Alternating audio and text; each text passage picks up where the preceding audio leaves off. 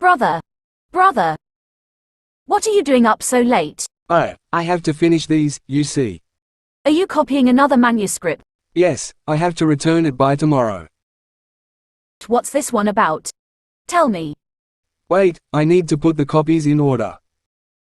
Let's see now. Born the daughter of a blind man.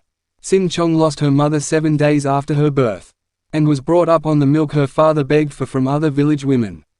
From the age of 7 she started begging for alms on her own, and cared for her father with love and devotion. Then one day, in Shim Chong's 15th year, her father crossed paths with a Buddhist monk from Mungunsa temple. The monk told the blind man that his eyes would gain sight if he donated 300 sacks of rice to the temple, and the blind man rashly agreed to the deal. Of course, poor Shim Chong had no means of gathering 300 sacks of rice. So the wife of Chancellor Jang offered to donate the rice if Shim Chong agreed to become her stepdaughter, but the girl refused. Instead, Shim Chong chose to sell herself to Nanjing merchants, who were seeking a human sacrifice to guarantee their safe passage through the tumultuous Indengsu Sea. But why?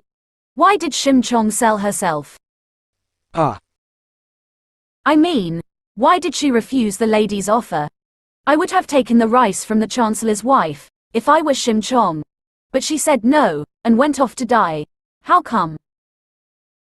Well, I wouldn't know, since I didn't write this story. But if it really did happen, perhaps there was more to the tale than what ended up in the book.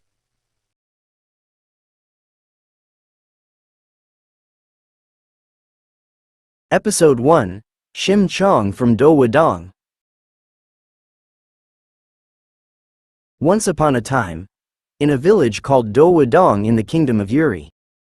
All right, tie the boat over there. That rounds up this month's business. And now to look for a place to stay for the next few days. Like we do every year, but let's get something to eat first. Over here, a meal for 2 and a bottle of white liquor. Yes, mister. There lived a young girl who cared for her blind father. This village hasn't changed a bit. Yeah, it's just like always. There's not much money that can be made here, but still, it sure gets pretty down here when the peach blossoms bloom. Thank you for waiting. Long time no see, misters. Staying here for another spring? You bet. Can't miss the spring sights of Do Wadong. Oh, is it that pretty? For us it's an everyday sight. Sometimes we even forget that the trees are blooming. That's the way it is. One sees better what one sees less. It's the same for people. Just like how every year I can tell how much you've grown. Why, you're taking after your mother more and more.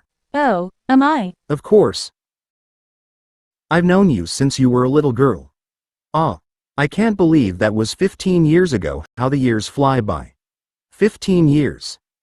That's about the time blind Shim's wife died. Yes, I heard I was too young to remember. But the people here have told me stories about those years. How the baby lost her mother within 7 days. And how her blind father raised her on the milk he received from kind village women. Then once she turned 7 she supported her father, begging for alms on her own. Really, since she was 7, what an awful burden on a child. Still, it's been years since I heard such kind words. Frankly, we're so used to it that… So this is why you're taking so long with the orders.